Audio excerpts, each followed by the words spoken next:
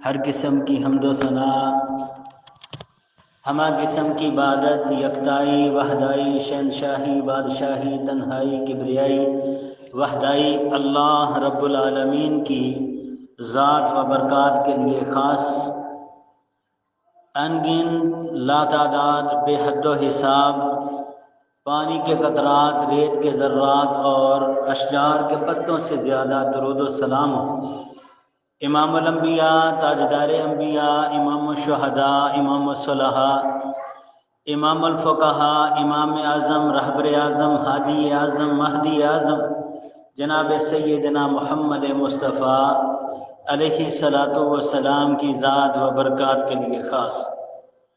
حضرات گرامی قدر، آج کے خطبہ جمعہ میں آپ احباب کے سامنے جس موضوع پر چند باتیں کرنا چاہتا ہوں وہ ہے کہ شفاعت یا سفارش کے حقدار کون لوگ ہیں۔ اس حوالہ سے چند باتیں آپ احباب کے سامنے پیش کرنا چاہتا ہوں۔ رب کائنات کی بارگاہ اقدس میں دعا ہے کہ مولا کائنات مجھے حق اور سچ کہنے کی توفیق عطا فرمائے اور اس کے بعد ہم سب کو اس پر عمل کی توفیق عطا فرمائے۔ حضرات گرامی قدر، شفاعت یا سفارش یہ ایک ایسا عہدہ ہے کہ جس کے بارے میں رب کائنات نے اپنی پاک کتاب لا ریب اور بے عیب کتاب کے اندر جو سب سے عظیم آیت ہے جسے آیت الکرسی کہا جاتا ہے، نبی کائنات علیہ الصلوۃ والسلام نے ایک مرتبہ اپنے صحابی سے سوال کیا تھا کہ ذرا مجھے بتائیں قرآن پاک کے اندر سب سے عظیم آیت کون سی؟ تو وہ کہنے لگے اللہ اور اس کا رسول ہی بہتر جانتے۔ نبی رحمت علیہ الصلوۃ والسلام نے فرمایا کہ آپ اپنے علم کے مطابق بتائیں، جو علم آپ کے پاس ہے، جو قرآن کو آپ نے سمجھا ذرا اسی حساب سے بتائیں کہ قرآن کی سب سے عظیم آیت کون سی؟ تو صحابی رسول کہنے لگے آیت الکرسی۔ آیت الکرسی قرآن پاک کی سب سے عظیم آیت ہے۔ تو نبی رحمت علیہ الصلوۃ والسلام نے خوشی کے ساتھ صحابی کے سینے پہ ہاتھ مارا، تھپکی دی، فرمایا زادک اللہ علما یا زادک اللہ فہما، اللہ آپ کے علم میں، آپ کے فہم میں مزید اضافہ فرمائے۔ واقعتاً قرآن پاک کی سب سے عظیم آیت جو ہے یہ آیت الکرسی۔ اس آیت کریمہ کے اندر اللہ تبارک و تعالیٰ کا بڑا نایاب قسم کا تعارف کروایا گیا، بڑا عظیم تعارف کروایا۔ اللہ کون ہے؟ اللہ کی ملکیت کیا ہے؟ اللہ تبارک و تعالیٰ کے اختیارات کیا؟ اللہ تعالیٰ نے اپنا تعارف اس آیت کریمہ کے اندر فرمایا اور پھر فرمایا من ذا الذی یشفع عندہ الا باذنہ، کون ہے جو اس کے سامنے سفارش کر سکے مگر اس کی اجازت کے بغیر؟ اس کی اجازت کے بغیر بھلا کوئی بندہ ہے جو رب کے سامنے کھڑا ہو سکے اور کسی کی سفارش کر سکے؟ پیارے بھائیوں، آج کا ہمارا جو یہ موضوع ہے اس میں دو بڑی اہم چیزیں، دو، ایک فکر آخرت ہے، آخرت کی فکر ہے، اور دوسرا جناب محمد مصطفیٰ علیہ الصلوۃ والسلام کا مقام و مرتبہ ہے، نبی کائنات علیہ الصلوۃ والسلام کی شان اور عظمت۔ اللہ تبارک و تعالی نے انسانیت کی تخلیق کا آغاز کیا، انسان بنائے، جناب سیدنا آدم علیہ الصلوۃ والسلام سے انبیاء کا سلسلہ شروع کیا اور یہ سلسلہ جناب محمد مصطفیٰ علیہ الصلوۃ والسلام تک چلا، اور انسانیت کا سلسلہ جناب سیدنا آدم علیہ الصلوۃ والسلام سے شروع ہوا اور یہ قیامت کی دیواروں تک چلتا جائے گا۔ اب جتنے لوگ اس دنیا میں آئے، ہر بندے کو روز محشر ما سوائے محمد مصطفیٰ علیہ الصلوۃ والسلام کے ہر بندے کو شفاعت کی ضرورت ہوگی، ہر بندہ سفارش کا محتاج ہوگا اللہ کی عدالت میں، حتیٰ کہ انبیاء علیہ الصلوۃ والسلام بھی اللہ تبارک و تعالیٰ کی عدالت میں اس بات کے منتظر ہوں گے کہ کوئی آئے جو اللہ کے سامنے کھڑا ہو کے سفارش کر سکے۔ اللہ آج معاملہ بڑا سخت ہے، اے اللہ آج معاملہ بڑا ہی غصے والا ہے کہ کوئی آئے اور آ کے اللہ تبارک و تعالیٰ سے درخواست کرے رب کائنات حساب کا معاملہ شروع کر دیجئے۔ انبیاء علیہ الصلوۃ والسلام بھی اس بات سے پریشان ہوں گے۔ تو اس وقت اللہ فرماتے من ذلذی یشفع عندہ الا باذنہ، کون ہے جو اللہ کی اجازت کے بغیر رب کے سامنے سفارش کر سکے۔ حضرات گرامی قدر، اللہ تبارک و تعالی نے اپنی پاک کتاب کے اندر دوسرے مقام پر سورہ زمر کے اندر یہ بات بیان فرمائی، قل اللہ الشفاعۃ جمیعا، اے ہمارے محبوب پیغمبر علیہ الصلوۃ والسلام فرما دیجئے کہ سفارش ساری کی ساری اللہ کے اختیار میں، یہ میرے اللہ کی ملکیت ہے، یہ اللہ کے اختیار میں ہے۔ اللہ تبارک و تعالیٰ کے اس اختیار کے اندر کوئی بندہ مداخلت نہیں کر سکتا، کوئی اپنی مرضی سے، جس طرح آج کل ہمارے معاشرے کے اندر کئی باتیں ہیں پیارے بھائیوں کہ لوگ کہتے ہیں کہ آپ ہمارے لڑ لگ جاؤ، ہمارے پیچھے آ جاؤ، ہمارے تابع ہو جاؤ، ہمارے بیعت ہو جاؤ، روز محشر ہم تمہاری سفارش کر لیں گے۔ اور پیارے بھائیوں آگے حدیث انشاءاللہ پڑھیں گے، انبیاء علیہ الصلوۃ والسلام وہ خوف زدہ ہیں اللہ کے سامنے کھڑے ہونے سے۔ یہ آج کل کے جو چھوٹے چھوٹے انسان ہیں یہ تو بڑے حقیر ہیں، ان کی تو حیثیت اور مقام ہی نہیں ہے۔ اللہ تبارک و تعالیٰ فرمانے قل اللہ الشفاعۃ جمیعا، ہمارے محبوب پیغمبر علیہ الصلوۃ والسلام فرما دیجئے کہ شفاعت جو ہے یہ ساری کی ساری میرے اللہ تبارک و تعالیٰ کا اختیار ہے۔ حضرات گرامی قدر، قرآن پاک کا ایک اور مقام سماعت کیجیے۔ اللہ تبارک و تعالیٰ نے اپنی پاک کتاب کے اندر یہ بات ذکر کی ہے، وَكَم مِّن مَلَكٍ فِي السَّمَاوَاتِ لَا تُغْنِي شَفَاعَتُهُمْ شَيْئًا، اللہ فرماتے ہیں اور کتنے ہی فرشتے آسمانوں کے اندر موجود ہیں، آسمان کے اندر کتنے فرشتے موجود ہیں، اور اللہ کریم فرماتے ہیں لا تغنی شفاعتهم شیئا، ان کی سفارش ایک ذرے کے برابر بھی کسی کو فائدہ نہیں دے سکتی۔ فرشتوں کی سفارش جو اللہ کے بڑے مقرب ہیں، جو اللہ کے بڑے قریب ہیں، ان کی سفارش کسی کو کوئی فائدہ نہیں دے سکتی، مگر اللہ فرماتے ہیں اللہ کی اجازت کے بعد۔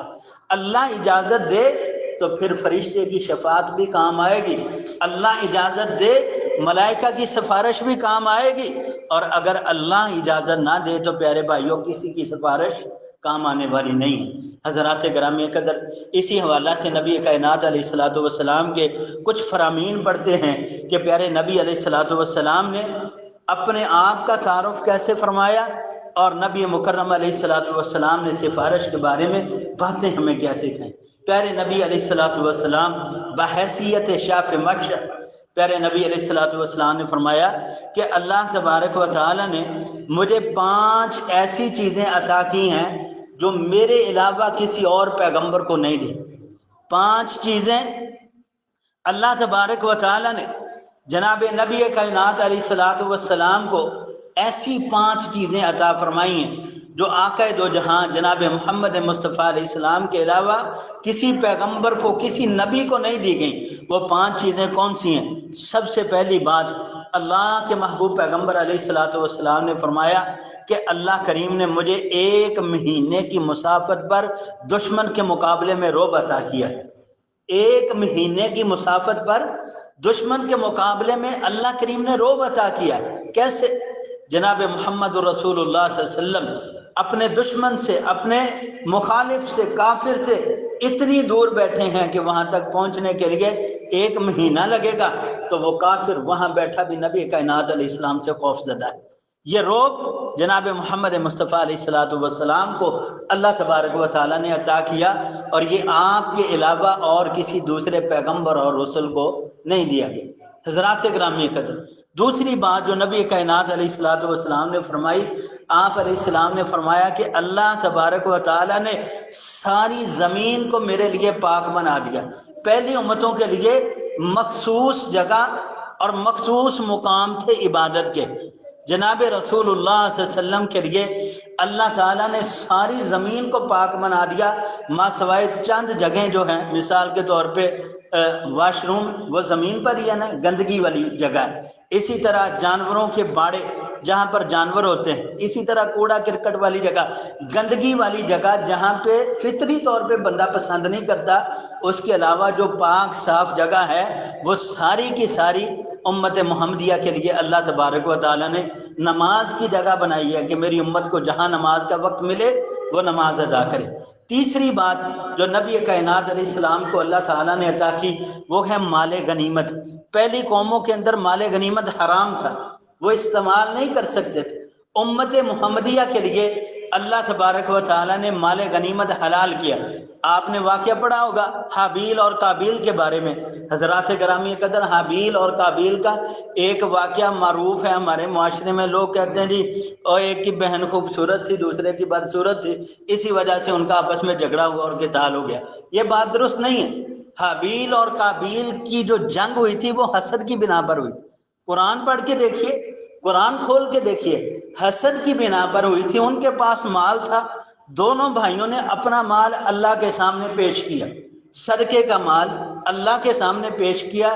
اللہ تعالیٰ کا قانون یہ تھا، آسمان سے آگ آتی، آگ آ کر اس مال کو جلا کے راکھ کر دیتی اور سمجھا جاتا کہ یہ صدقہ اللہ کے ہاں قبول ہو گیا۔ ایک کا صدقہ اللہ کے ہاں قبول ہو گیا، دوسرے کا نہیں ہو۔ حابیل کا صدقہ قبول ہوا، قابیل کا نہیں ہوا۔ اسی حسد کی بنا پر ان دونوں کی آپس میں جنگ ہوئی، ایک نے دوسرے بھائی کو قتل کر دیا۔ حضرات گرامی قدر، پہلی امتوں کے اندر یہ سلسلہ ایسا تھا۔ جناب محمد رسول اللہ صلی اللہ علیہ وسلم کو اعزازی طور پر اللہ تبارک و تعالیٰ نے یہ مقام دیا کہ مال غنیمت جناب رسول اللہ صلی اللہ علیہ وسلم کے لیے حلال ہو گئے۔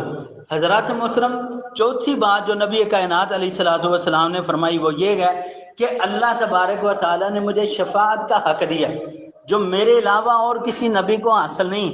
شفاعت عظمی، سفارش عظمی، یہ اللہ تبارک و تعالیٰ نے جناب رسول اللہ صلی اللہ علیہ وسلم کو اختیار دیا ہے اور آپ کے علاوہ یہ کسی دوسرے نبی کو حاصل نہیں ہے۔ اور پانچویں بات، نبی کائنات علیہ الصلوۃ والسلام نے فرمایا کہ مجھ سے پہلے جتنے انبیاء آئے، کوئی نبی کسی ایک بستی کے لیے آیا، کوئی نبی کسی ایک قوم کے لیے، کسی ایک قبیلے کے لیے آیا، اللہ تبارک و تعالیٰ نے مجھے رسول بنا کر بھیجا ہے ساری کائنات کے لیے، ساری انسانیت کے لیے۔ کائنات کے اندر تمام انبیاء کا سردار اور تمام انبیاء کا نبی اور امام بنا کر جناب محمد رسول اللہ صلی اللہ علیہ وسلم کو اللہ تعالیٰ نے بھیجا۔ تو پیارے بھائیوں، یہ وہ 5 چیزیں ہیں جن میں چوتھا نمبر جو ہمارے موضوع کے ساتھ ملتی ہے کہ پیارے نبی علیہ الصلوۃ والسلام کو اللہ تبارک و تعالیٰ نے شفاعت کا حق دیا ہے جو آپ کے علاوہ کسی دوسرے نبی کو حاصل نہیں۔ حضرات گرامی قدر، اسی طرح نبی کائنات علیہ الصلوۃ والسلام کا ایک فرمان ملتا ہے سنن ابن ماجہ کے اندر۔ اللہ کے محبوب پیغمبر علیہ الصلوۃ والسلام فرماتے ہیں کہ اللہ تبارک و تعالیٰ نے مجھے 2 اختیار دیے۔ پہلا، اللہ تبارک و تعالیٰ نے مجھے اختیار دیا کہ میں اپنی کل امت کا آدھا حصہ جو ہے یہ جنت میں داخل کروا لوں۔ 2 اختیار دیے، کل امت کا آدھا حصہ جنت میں داخل کروا سکتا ہوں، اور دوسرا آدھا حصہ جو ہے اس کے بارے میں میرا اختیار نہیں۔ اور دوسرا اختیار جو ہے وہ نبی کائنات علیہ السلام فرماتے ہیں کہ اللہ نے مجھے یہ دیا ہے کہ اللہ تبارک و تعالیٰ نے فرمایا اگر آپ چاہو تو شفاعت لے سکتے ہو۔ تو نبی رحمت علیہ الصلوۃ والسلام فرماتے ہیں میں نے شفاعت کو، پچھلا جمعہ بھی سارا خراب ہوا ایس دفعہ، نبی کائنات علیہ الصلوۃ والسلام نے شفاعت کو قبول کیا اور آدھی امت والا جو آپ علیہ الصلوۃ والسلام کو اختیار ملا نا وہ چھوڑ دیا۔ اس کی وجہ کہ نبی کائنات علیہ الصلوۃ والسلام آدھی امت جنت میں جائے اور آدھی امت پیچھے رہ جائے جس کا اختیار ہی کوئی نہ ہو۔ اس بات میں پیارے نبی علیہ الصلوۃ والسلام پریشان ہیں کہ میری جو آدھی امت پیچھے رہ جائے گی اس کا کیا بنے گا۔ ہاں، اگر شفاعت والی بات ہے، اللہ کے سامنے سر سجدے میں رکھ کے پیغمبر علیہ الصلوۃ والسلام اپنی زندگی میں اتنا روئے اللہ کے سامنے، اس امت کے لیے اتنے آنسو بہائے اس امت کے لیے کہ اللہ تعالیٰ نے یہ فرمایا تھا ہمارے محبوب پیغمبر علیہ السلام ہم آپ کو راضی اور خوش کر دیں گے، آپ پریشان نہ ہونا۔ یہ نبی کائنات علیہ الصلوۃ والسلام کی امت کے ساتھ محبت اور پیار تھا کہ آپ علیہ الصلوۃ والسلام کو اللہ تعالیٰ نے شفاعت عظمی عطا کی ہے۔ من ذا الذی یشفع عندہ الا باذنہ، اللہ اپنے قرآن پاک کی سب سے عظیم آیت میں فرماتے ہیں کہ اللہ کے ہاں سفارش اسے ہوگی جسے اللہ اجازت دے گا، اور وہ اجازت جناب محمد مصطفیٰ علیہ الصلوۃ والسلام۔ حضرات گرامی قدر، جناب محمد مصطفیٰ علیہ الصلوۃ والسلام کا ایک اور فرمان صحیح البخاری کے اندر موجود ہے۔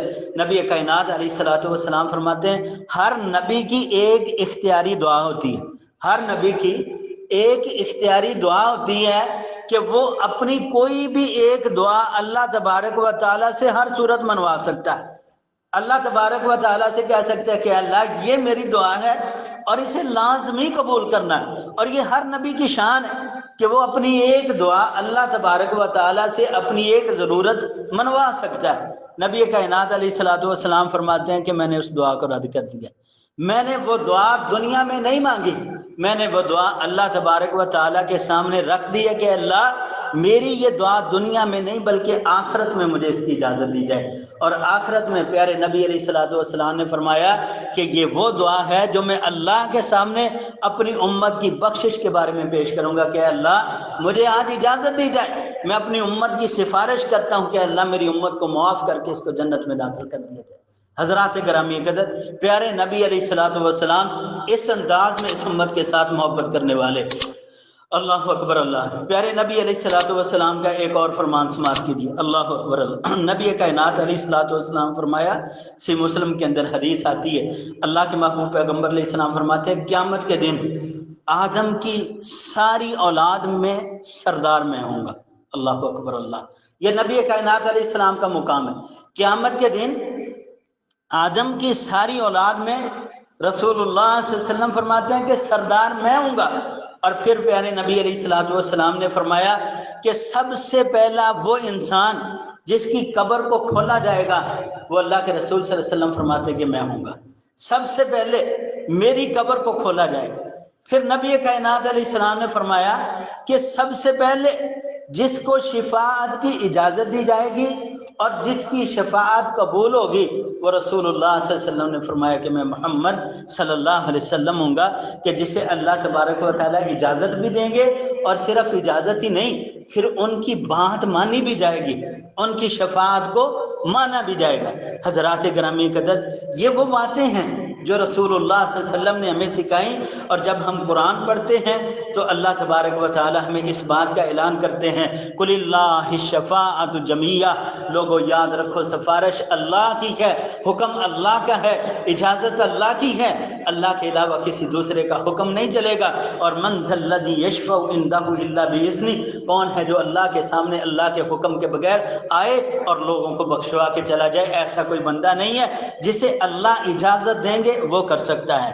حضرات گرامی قدر، اب وہ حدیث مبارکہ سماعت کیجیے جس کے اندر انبیاء و رسل کا تذکرہ آتا ہے، اللہ اکبر اللہ۔ حضرات، صحیح بخاری مسلم کے اندر حدیث آتی ہے، لمبی حدیث ہے، اس حدیث کے راوی ہیں جناب سیدنا انس بن مالک رضی اللہ تعالی عنہ۔ فرماتے ہیں اللہ کے محبوب پیغمبر علیہ الصلوۃ والسلام نے فرمایا قیامت کا دن ہوگا، اور قیامت کا دن ایسا ہوگا، اللہ تبارک و تعالیٰ نے قرآن پاک کے اندر اس کے بارے میں باتیں ذکر کی ہیں، حل اتاک حدیث الغاشیہ وجوہ یومئذ خاشیہ عاملۃ ناصبہ تصلی نارا حامیہ۔ اور لوگوں تمہارے پاس غاشیہ کی خبر نہیں آئی؟ غاشیہ کو نہیں جانتے تم؟ حل اتاک حدیث الغاشیہ وجوہ یومئذ خاشیہ عاملۃ ناصبہ تصلی نارا حامیہ۔ کچھ لوگ ایسے ہوں گے جن کے چہرے سیاہ ہو چکے ہوں گے، عاملۃ ناصبہ، عمل کر کر کے اپنے آپ کو تھکا دیا ہوگا، تصلی نارا حامیہ، لیکن پھر جہنم کے اندر جا رہے ہوں گے۔ استغفر اللہ توب الیہ۔ کچھ لوگ ایسے بھی ہوں گے۔ اور پھر اللہ تبارک و تعالیٰ نے اسی قیامت کے دن کے بارے میں اپنی کتاب کے اندر فرمایا، یا ایھا الناس اتقوا ربکم ان زلزلۃ الساعۃ شیء عظیم یوم ترونھا۔ اس دن تم دیکھو گے، اس دن کے بارے میں ڈرو اللہ سے، اس دن کے بارے میں جو بڑا زلزلے والا دن ہے، جس دن زمین جو ہے یہ ساری کی ساری ہموار کر دی جائے گی، جس دن پہاڑ جو ہیں یہ اڑا دیے جائیں گے، جس دن آسمان جو ہیں یہ لپیٹ لیے جائیں گے، اس دن کے بارے میں اللہ سے ڈرو۔ اور پھر اسی دن کے بارے میں رب کائنات نے اپنی کتاب کے اندر فرمایا، لوگو یوم یفر المرء من اخیہ وامہ وابیہ وصاحبتہ وبنیہ، جس دن بھائی بھائی سے بھاگ جائے گا، جس دن اولاد والدین سے دور ہو جائے گی، اور جس دن والدین اولاد سے دور ہو جائیں گے۔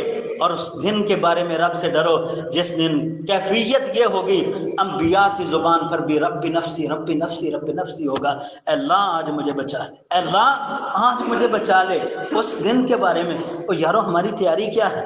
انبیاء پریشان ہیں، ہاں جی، اولیاء، بڑے بڑے نیکوکار لوگ اس وقت بڑے پریشان کھڑے ہیں، حساب شروع نہیں ہو رہا، اور یارو ہمارے پاس تو عمل ہی نہیں ہے، ہمارے پاس تو رب کی رضا میں اکثر کہتا ہوں یار اپنی زندگی، اپنا ماضی جو ہے اس پہ ایک نظر دوڑا کے تو دیکھیں یار میری زندگی کا کوئی ایک عمل ایسا ہے جو میں اللہ کے سامنے پیش کر سکوں تو اللہ کا غصہ ٹھنڈا ہو جائے۔ کوئی ایک عمل میرا ایسا ہے اگر اللہ ناراض ہو جائے، میری زندگی کا ایک عمل ہے اللہ یہ عمل خالص تیری رضا کے لیے اللہ کیا، اے اللہ آج اپنے غصے کو ٹھنڈا کر دے، ایسا کوئی عمل نظر نہیں آتا۔ اسی لیے اللہ تعالیٰ نے اپنی پاک کتاب کے اندر فرمایا یا ایھا الذین آمنوا اتقوا اللہ ولتنظر نفس ما قدمت لغد واتقوا اللہ، اے بندے، اے ایمان والے، ذرا اللہ سے ڈر، اور جو اپنے کل کے لیے بھیج رہا ہے، جو اپنے کل کے لیے بھیج رہا ہے ذرا اس پہ نظر تو ڈال۔ آمنوا اتقوا اللہ ولتنظر، اور دیکھ نفس ما قدمت لغد، جو اپنے کل کے لیے تو بھیج رہا ہے، جو اپنے کل کے لیے جمع کروا رہا ہے۔ یارو دنیا کے اندر اپنے مستقبل کے بارے میں ہم سارے پریشان ہیں، ہر بندہ پریشان ہے، یار میرا مستقبل بہتر ہو جائے، یار میرے آنے والا وقت اچھا ہو جائے، یار میری اولاد کا آنے والا وقت اچھا ہو جائے۔ اور یارو یہ عارضی ہے، یہ دائمی نہیں ہے، یہ چند ایام کا ہے، یہ ہمیشہ والا نہیں۔ وہ ہمیشہ والا جو مستقبل ہمارا، جو دائمی مستقبل ہے ہمارا، جو جنت ہے یا جہنم ہے، اس کے بارے میں ذرا غور کر کے دیکھیے۔ اللہ اکبر اللہ، نبی رحمت علیہ السلام نے فرمایا محشر کا میدان ہوگا، لوگ پریشان ہوں گے، لوگوں کا ایک ہجوم ہوگا، ایک گروہ ہوگا، ایک جماعت ہوگی، اکٹھی ہو کے جناب سیدنا آدم علیہ السلام کے پاس جائیں گے اور جا کر کہیں گے آدم، اللہ تعالیٰ نے آپ کو ساری انسانیت کا باپ بنایا، اے آدم آپ کو اللہ نے اپنے ہاتھوں کے ساتھ بنایا، جائیے اللہ کے سامنے شفاعت کیجیے، سفارش کیجیے، اللہ حساب کا معاملہ شروع کر دے، معاشر کے میدان کی جو ذلت، رسوائی اور سختی ہے یہ ہم سے برداشت نہیں ہو رہی، اے اللہ حساب کا معاملہ شروع کر دے۔ جناب رسول اللہ صلی اللہ علیہ وسلم نے فرمایا کہ آدم علیہ السلام فرمائیں گے کہ میں آج اللہ کے سامنے کھڑا ہونے کے قابل نہیں، میں اللہ کے سامنے کھڑا ہونے کے لائق نہیں ہوں۔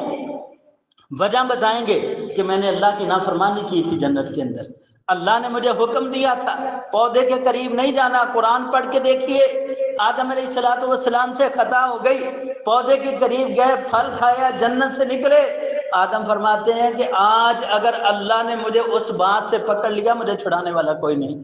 حضرات وہ کہیں گے پھر کدھر جائیں؟ وہ کہیں گے جائیں جناب سیدنا نوح علیہ السلام کے پاس۔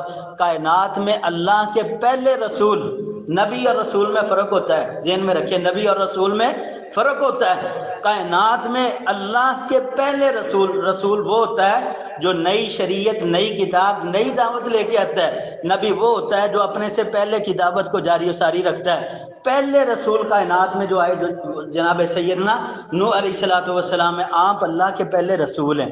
اللہ کے سامنے جائیے، سفارش کیجیے، جناب سیدنا نوح علیہ السلام کہہ دیں گے کہ میں آج اللہ کے سامنے کھڑا نہیں ہو سکتا۔ حضرات نوح علیہ السلام اپنی بات ذکر کریں گے کہ میں نے اپنی زندگی میں اپنے بیٹے کی سفارش کی تھی، اللہ مجھ سے ناراض ہو گئے تھے۔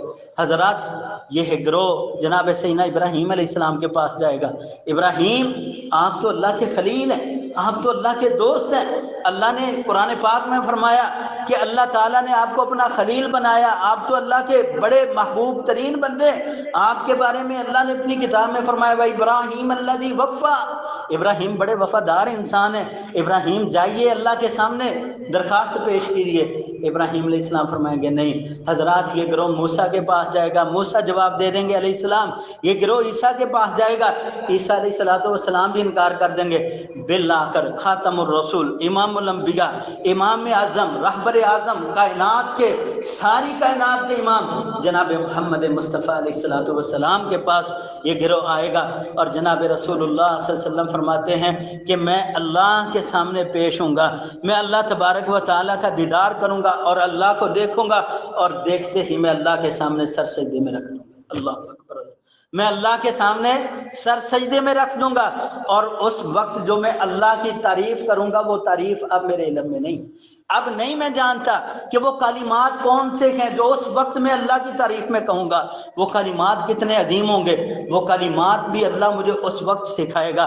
اور نبی رحمت علیہ السلام نے فرمایا کہ جب میں اللہ کے سامنے سجدہ کروں گا وہ سجدہ اتنا لمبا ہوگا جتنا میرے اللہ کو منظور ہوگا، وہ جب تک اللہ چاہیں گے میں سر سجدے میں رکھوں گا، بالآخر میرے رب کا غصہ ٹھنڈا ہو جائے گا اور اللہ تعالیٰ کیا فرمائیں گے، ارفع رأسک یا محمد، اے محمد صلی اللہ علیہ وسلم اپنا سر اٹھا لیجئے، سل تو عطا کا، آپ سوال کیجئے ہم آپ کو عطا کرتے ہیں۔ محمد مصطفیٰ علیہ السلام نے فرمایا کہ میں اللہ سے درخواست کروں گا، اللہ حساب کا معاملہ شروع کیجئے، اور اللہ پھر حساب کا معاملہ شروع کریں گے۔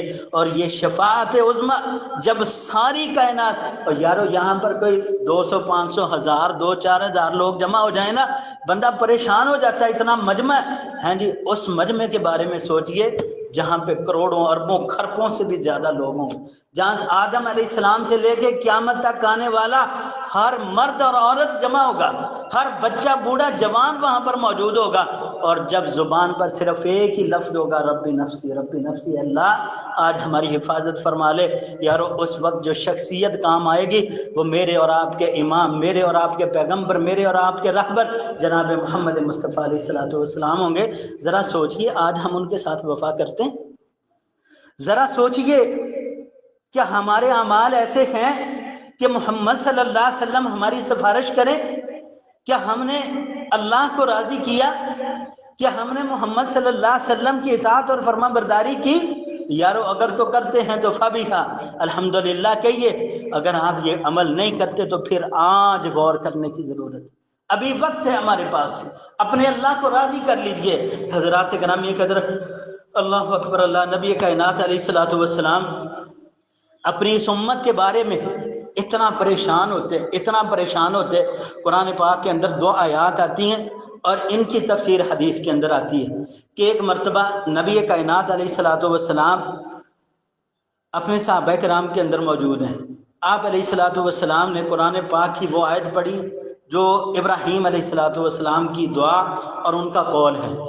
اللہ تبارک و تعالیٰ نے ذکر کیا، ابراہیم علیہ السلام نے فرمایا نا، ربی انہن اضللن کثیرا من الناس فمن تبعنی فانہ منی ومن عصانی فانک غفور رحیم۔ یہ آیت کریمہ جناب رسول اللہ صلی اللہ علیہ وسلم نے پڑھی۔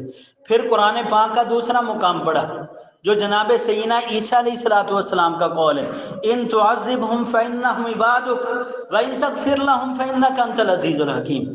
اللہ کے محبوب پیغمبر یہ دعا کرتے ہیں، ان تعذبہم، اے اللہ اگر تو ان کو عذاب دے گا، فانہم عبادک، اے اللہ یہ تیرے ہی بندے ہیں، وان تغفر لہم، اے اللہ اگر تو معاف کر دے، فانک انت العزیز الحکیم، اے اللہ تو غالب حکمت والا ہے، اے اللہ اگر تو عذاب دے تو یہ تیرے ہی بندے ہیں۔ حضرات اللہ اکبر، اللہ یہ آیت کریمہ تھی، اور سوچئے اس کیفیت کو کہ جب ایک رات کا عالم تھا اور محمد مصطفیٰ علیہ السلام جائے نماز پہ کھڑے، ساری رات پیغمبر علیہ السلام نے ایک ہی آیت پڑھی ہے، ان تعذبہم فانہم عبادک وان تغفر لہم فانک انت العزیز الحکیم۔ اللہ اگر تو ان کو عذاب دے گا، اللہ تیرے ہی بندے ہیں، اللہ تیری مخلوق ہے، وان تغفر لہم، اللہ اگر تو معاف کر دے، فإنک انت العزیز الحکیم، اللہ تجھے پوچھنے والا کوئی نہیں ہے، اللہ تو غالب ہے، اللہ تو قوت والا ہے، اللہ تو حکمت والا ہے۔ اللہ اکبر، اللہ نبی کائنات علیہ السلام یہ آیات پڑھنے کے بعد زاروں قطار رونا شروع ہو گئے۔ اللہ تبارک و تعالی نے صحیح حدیث کے اندر یہ بات آتی ہے، جبریل امین علیہ السلام کو بھیجا۔ اللہ فرماتے ہیں جبریل جاؤ محمد صلی اللہ علیہ وسلم کے پاس، حالانکہ آپ کا رب جانتا ہے کہ محمد صلی اللہ علیہ وسلم کی آنکھوں میں آنسو کس وجہ سے ہیں، اللہ جانتا ہے، لیکن پھر بھی جاؤ، جا کر رسول اللہ صلی اللہ علیہ وسلم سے پوچھو اللہ کے محبوب پیغمبر کس چیز نے آپ کو رلا دیا، کیوں روئے؟ نبی کائنات علیہ السلام کے پاس جبریل امین آئے اور آ کر گزارش کی، اللہ کے محبوب پیغمبر اللہ کریم نے بھیجا ہے، بتائیے کس بات نے آپ کو رلا دیا؟ رسول اللہ صلی اللہ علیہ وسلم نے فرمایا، میں اپنی امت کی وجہ سے پریشان، میں اپنی امت کی وجہ سے پریشان ہوں۔ جبریل امین علیہ السلام اللہ کریم کے پاس واپس جاتے ہیں، اللہ جی آپ کے محبوب پیغمبر اپنی امت کی وجہ سے پریشان ہیں۔ اللہ اکبر، اللہ قربان جاؤں ایسے نبی پر اور اللہ کی رحمت پر۔ اللہ اللہ اللہ، رسول اللہ صلی اللہ علیہ وسلم کی طرف پیغام بھیجا، جبریل جاؤ، جا کر میرے محبوب پیغمبر علیہ السلام سے فرما دو اللہ کے محبوب پیغمبر پریشان ہونے کی ضرورت نہیں، آپ کا رب آپ کو آپ کی امت کے بارے میں خوش کر دے گا۔ اللہ آپ کا رب آپ کو آپ کی امت کے بارے میں خوش کر دے گا۔ حضرات پیغمبر تو آج سے 1400 برس پہلے اس امت کے لیے چاہے نماز پہ کھڑے روتے رہے، اور یہ امت اتنی بے وفا نکلی کہ یہ امت اپنے لیے، اپنی قبر کو بہتر کرنے کے لیے، اپنے آپ کو عذاب سے بچانے کے لیے یہ 5 وقت مسجد میں آنے کے لیے تیار نہیں۔ یہ کہاں کی وفاداری؟ یہ کہاں کی وفاداری؟ یہ امت اس پیغمبر کی سب سے عظیم کتاب قرآن پاک کو پڑھنے کے لیے تیار نہیں ہے۔ اور یارو ہم میں کتنے ایسے لوگ بیٹھے ہیں، بعض دفعہ مجھے اس بات پہ نا تھوڑا جذباتی ہو جاتا ہوں میں، تو یارو اتنے بد نصیب لوگ ہیں کہ زندگی میں یہ قرآن پڑھنے کا وقت ہمارے پاس نہیں، قرآن پڑھنے کا وقت ہمارے پاس نہیں۔ یہ کتاب ایسی کتاب ہے، آپ اس کتاب کو پڑھیں گے تو آپ کو آپ کے مقصد کی سمجھ آئے گی کہ آپ دنیا میں کیوں آئے۔ آپ اس کتاب کو کھولیں گے تو آپ کو سمجھ آئے گی رب نے یہ نظام کیوں بنایا ہے، اللہ نے انسان کیوں پیدا کیا ہے۔ اللہ اللہ اللہ اللہ فرماتے ہیں سورہ ملک کے اندر، الذی خلق الموت والحیات لیبلوکم ایکم احسن عملا۔ لوگو اللہ نے یہ زندگی اور موت کیوں بنائی؟ لیبلوکم ایکم احسن عملا، تاکہ اللہ امتحان لے تمہارے، تاکہ اللہ تمہیں آزمائے۔ ایکم احسن عملا، تم میں سے اعمال کے اعتبار سے اچھا کون ہے۔ یہ ہماری زندگی کا مقصد ہے، اور ہم اس مقصد کو بلا کے بیٹھے۔ ہم نے اپنا مقصد یہ سمجھا ہے دنیا میں اعلیٰ رتبے والا کون ہے، اعلیٰ سیٹ کس کی ہے، اعلیٰ عہدہ کس کا ہے۔ اور یارو سب سے بہترین عہدہ یہ قرآن کا عہدہ، سب سے بہترین عہدہ، سب سے بڑی سیٹ اس قرآن کی سیٹ ہے۔ جو اس کے ساتھ جڑ گیا وہ دونوں جہانوں کے اندر کامیاب ہو گیا، جس نے اس قرآن کو چھوڑ دیا وہ دونوں جہانوں کے اندر ناکام ہو گیا۔ حضرات آئیے اس کتاب کو سمجھ لیجیے۔ اللہ اکبر اللہ۔ نبی کائنات علیہ الصلوۃ والسلام دعا فرماتے ہیں، اللہ میری امت کو معاف فرما دے۔ حضرات گرامی قدر، پھر اللہ کے محبوب پیغمبر کی سفارش کسے ملے گی؟ حضرات گرامی قدر، دن میں 5 مرتبہ اذان ہوتی ہے۔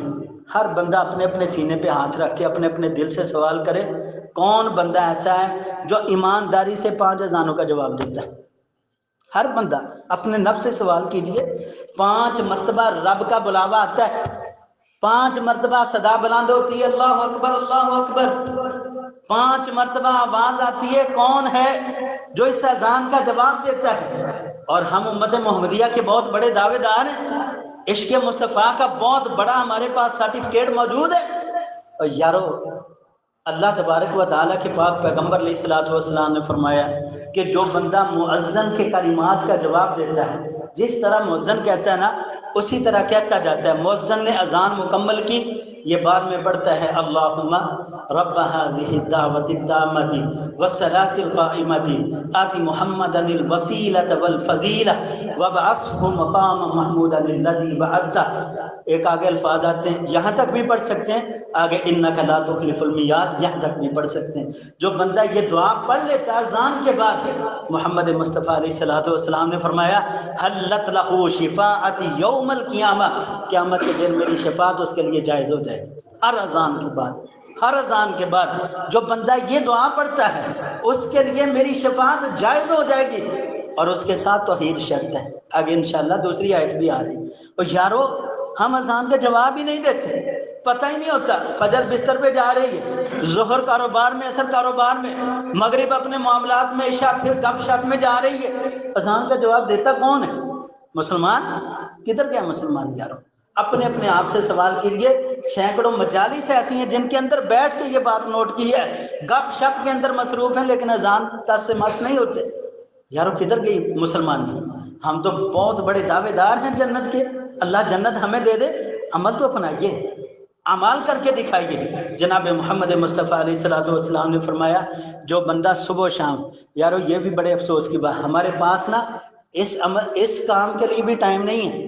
رسول اللہ صلی اللہ علیہ وسلم نے فرمایا صبح و شام 10 مرتبہ صبح 10 مرتبہ شام جو بندہ میرے اوپر درود پڑھتا ہے قیامت کے دن میں اس کی سفارش کروں گا۔